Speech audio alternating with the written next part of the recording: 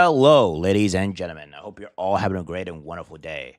Well, what we have here is some damning information. I mean, damning information relating to the Charlie Kirk assassination. And on top of that, going on to who was actually the program behind the Charlie Kirk assassination and who also organized it. So, there's going to be a lot of that coming up. This might be a long video, but I'm going to get directly into this. So we have this here from Benny Johnson, and this is pretty much going over exactly on what we see. So we have Senator Chuck Grassley announces a whistleblower has exposed the program Arctic Frost for targeting 92 Republican groups. Charlie Kirk's TPSA it was among them. So that means even the wife is in danger. And we already know that there have been very far left activists going after, wanted to go after not only just Charlie Kirk's wife, but also their kids. So we're dealing with a very dangerous and radical group here. And it is not looking good. So without further ado, let's get directly into this. It's well understood that your predecessor left you an FBI infected with politics. I'm going to provide examples of that today, including making public new whistleblower records. At your nomination hearing, I made public records that whistleblowers provide me about Arctic Frost. Arctic Frost was the FBI case opened and approved by antitrust Trump FBI agent Thibault. Arctic Frost then became Jack Smith's elector case against then Citizen Trump and now President Trump. These new records show that Arctic Frost was much broader than just an electoral matter. The case was expanded to Republican organizations. Some examples of the group that Ray FBI sought to place under political investigation included the Republican National Committee, Republican Attorney General's Association, and various Trump political groups. In total, 92 Republican targets, including Republican groups and Republican-linked individuals, were placed under investigative scope of Arctic Frost. On that political list was one of Charlie Kirk's groups, Turning Point USA. In other words, Arctic Frost wasn't just a case to politically investigate Trump. It was the vehicle by which partisan FBI agents and Department of Justice prosecutors could achieve their partisan ends and improperly investigate the entire Republican political apparatus. So today, Senator Johnson and I are making these records public for the entire country to see, and I hope a lot of people are interested in seeing what government can do when various agencies have a political agenda. My investigative work has also exposed the political way in which Peter Navarro was investigated and prosecuted. When FBI agent Thibault found out that Biden's DOJ would prosecute Navarro, he said, "Wow, great." That's a quote, unquote. Through whistleblowers, I've obtained a audio recording of Special Agent Giagardina and Special Agent Sebastian Gardner's delivery of a subpoena to Navarro. I'm making that audio public today. In a court document filed by the Department of Justice, Navarro's... Yeah, So we have that here. Now, there's more to this, but I want to talk about this very briefly.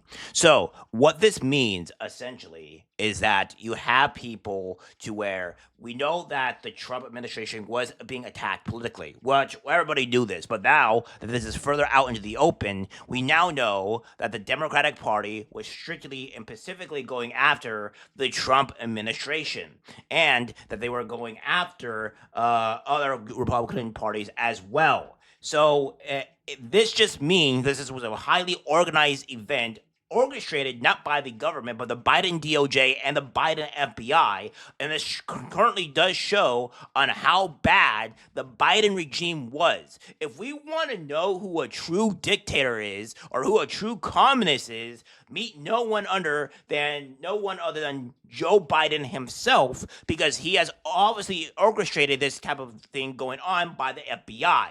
This is horrendous in every single regard. And this is what's been exposed. But there's more problems that are leading up to this. This is going to be a while, so try to buckle in. I'll try to not to talk too much about this because people need to know. So we have this here from Data Republican saying, State Department and UN ties to Armed Queers SLC leader now confirmed. So it says first credit goes to SK Double for the crucial tip. They go on to say here, we have the Armed Queers LLC, which we're going to highlight here right now. We have the Armed Queers LLC is under investigation for possible knowledge of Charlie Kirk's assassination. So that ain't looking too great here, guys. This is looking pretty bad. We have this here where their leader, Ermiya Fanaeian, was recognized by a State Department affiliated NGO, Utah Global Diplomacy, as a recipient of the 7-for-17 Award for advancing the UN 17 goals. Utah Global Diplomacy has since scrubbed Fanaeian's presence from their website, unknown when this purge happened. The receipts remain. So you have this here. This is what pops up when you search for her name in connection to Utah Diplomacy, all scrubbed. So it's not here, but we can see that Ermiya Fanaeian is here. The person actually exists, and you have the 404 error. So, yeah, that ain't looking too great. And yes, she was an organizer with the Armed Queers LLC. So, we have this here where Ermiya Fanaeian was an organizer with the Armed Queers of Salt Lake stated, the struggle for queer and trans liberations is far from over, and is a struggle that cannot be stopped by the state. It cannot be stopped by the university administration, and it certainly cannot be stopped by right-wing events and organizations. Today, we fight for trans rights so that tomorrow we stand in our trans power. So that's not good. So they're also calling like the state university and administration, and it certainly cannot be stopped by right-wing events and organizations. They're pretty much calling it out. So you have this here to where she's talking about this, right? Where this is all we have. So this isn't good. This is not good. We have PERT 1990 from the Utah Global Diplomacy. The nonprofit is a partner with the U.S. State Department for cultivate emerging leaders and diplomacy initiatives. In other words, she was selected to help shape U.S. foreign relations. Their words, not mine. Goes on to say here that Fanaeian was selected as Utah Global Diplomacy First 7-for-17 Award winner, honoring her work to advance UN sustainable goals. I'm pulling together the exact nature of the work that she did for the UN. So, yeah, that ain't looking too great here either. It seems like the United Nations is involved, which is the reason why we probably shouldn't have to do anything related to the United Nations, because they're trying to destroy our country and, honestly, incite civil war or something within our own country. Utah Global Diplomacy reports receiving most of its income in government grants. So you have this here to where all these expenses and all this stuff is being received from government grants. So you have $445K from government grants and donations, progs, whatever. So this is not good. So the government is pretty much unilaterally supporting this type of stuff. So that ain't great. I managed to pull one of the scrub pages off the Internet Archive and recognize her work in gender equality. This is the person here. You also have this here. Let me emphasize. The SLC's Armed Queers is not adjacent to the honor that Ermiya Fanaeian got from Utah Global Diplomacy. Utah Global Diplomacy specifically awarded her for her work with trans people, of which SLE Armed Queers is key. This may be why they scrubbed their pages. I mentioned Fanaeian on UN website where she was a speaker at an affiliate event, topic LGBTQ plus nonprofits. So it goes on here to say that Fanaeian was honored as young diplomat of Utah, which you have this here. I'm trying to trace the exact award unknown if they get money from the State Department directly or if it's granted though through Utah State. But it seems that they have applied for awards at the Utah level. The entire 7 for 17 site seems to be scrubbed, as you can see here. Very ironically, Fanaeian also appears to have co-founded the Utah chapter of March for Our Lives. If you're serious about gun control, which is talking about David Hogg, might want to kick out this person who also runs an armed pro-gun group. She specifically works to arm queer and trans communities for communal militant defense. This is her holding a literal gun here. And this is looks like it's an AR-15. So they seem to be very very anti-gun unless they're the ones having the guns. Many others have done research on this woman, so I won't do a full biography on her, and we'll close this out for now. So we'll be going over that in another video at another time, probably in a stream that I may or may not do, because I seem to not be holding to that standard, but I would like to do a stream at some point with this, because there's a lot more that meets the eye. So that's what we have here, right? And we have this here where none of this to suggest that the State Department had any involvement in the assassination. But this is the kind of person who's picked up from a young age onto staff at the State Department. So, yeah, that's what we have here. And this is, it says she's apparently Iranian. So, yeah, a person from Iran really infiltrating our country. Perfect. This is the reason why we should not be allowing certain groups of people within our own country. We have this here, that this is not the radioactive thread I'm promising, still assembling, archiving it. Just a bonus. Here she's saying violent riots are sometimes necessary. What makes the biggest difference for change? I think that the protests do it more so, actually, because as we've seen, our electoral politics have failed us.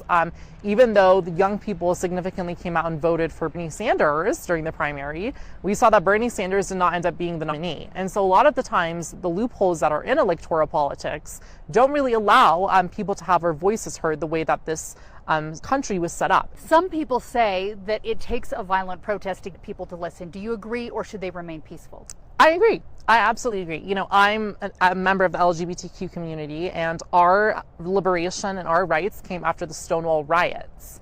That's something that a lot of people don't like to talk about, is that, you know, the LGBTQ movement started with Stonewall riots. I wouldn't even be able to be a student at this school if it wasn't for a violent riot that took place within a span of 3 days.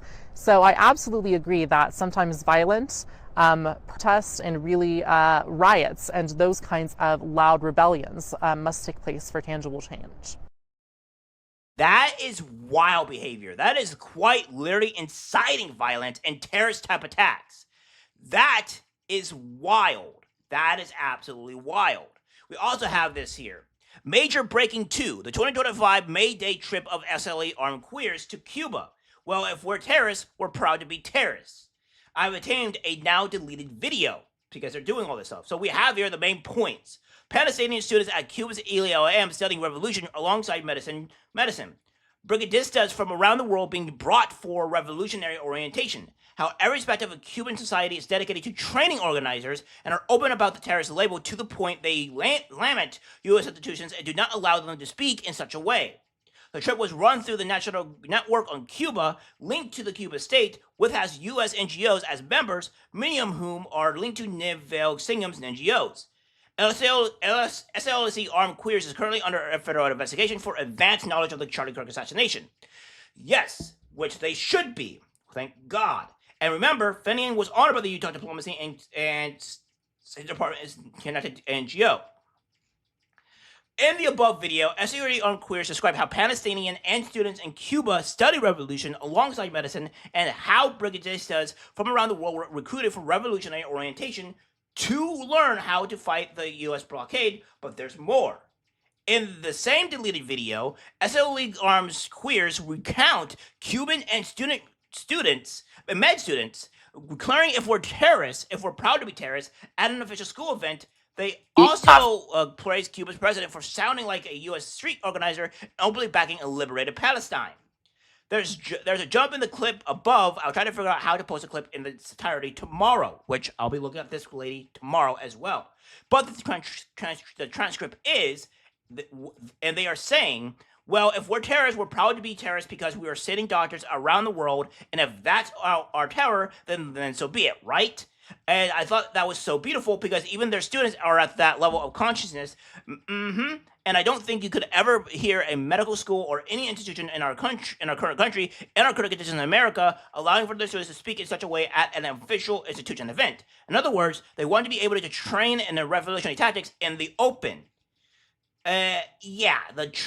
This is insanity here, and this is just like the tip of the iceberg.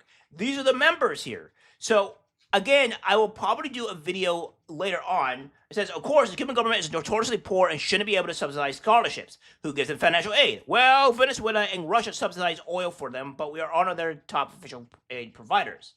So, yeah, this is crazy work here. And we also have this here that says, and don't forget to read the earlier linked report by John Solomon. The entire point of Armed Queers is to train gay, queer, and transgender people to arm themselves and fight against capitalism and an American system. This site here on Facebook should be immediately removed for having this, right? You should not have this at all whatsoever. This is an act of terrorism, and these people should not be allowed. So that's it. Like, this is the insanity here. I'll probably do a video, not a video, but a stream tomorrow going over this and maybe do more videos in longhand. So yeah, this is crazy, guys. It's wild behavior, and this is what we're living in current day. Now, we're going to go and look at one more thing before we get done with anything else. So we have this here from Cracked, which is, they're organizing this stuff here. So you have the Queer Resistance, Agitate, Educate, Organize, Lecture, Armed Queers SLC X Mecca, September 27th, 5 p.m. to 6:30. So this should be immediately shut down because this is bad, this is awful, this should not be a thing. This needs to be shut down. The FBI needs to get involved because if we do not do this, then we're gonna have a huge problem on our hands. Like, this is a huge issue. And then if we go on to this, we have this here: Be Gay, Do Crime, September 26th, 5 o'clock p.m. Be Gay, Do Crime, Everyday Acts of Queer Resistance and Rebellion. So, yeah, this is what we call an incitement to violence. This is what we call terrorism, and this shouldn't be allowed whatsoever. So maybe we should start shutting these places down because these are not free speech things. This is not a free speech thing, all right? People are going to say, oh, free speech that, free speech this. No, this is not free speech. This is actively calling for violence and inciting violence, and on top of that, trying to commit and allow other people to do terrorism. This is two different things. This should not be allowed. The FBI needs to get involved and straight up just get involved because this is insane. This should not be allowed, and people need to be investigated immediately. Which, by the way, the SLC is already involved, already being investigated, but this is ridiculous. All right, guys, that's it for the video. Like, subscribe, share. As always, take care, my friends. This ain't the America that all our parents love, but good men try to keep making it great. Pray that God will take care of us. The system is failing us when good men die for the things that they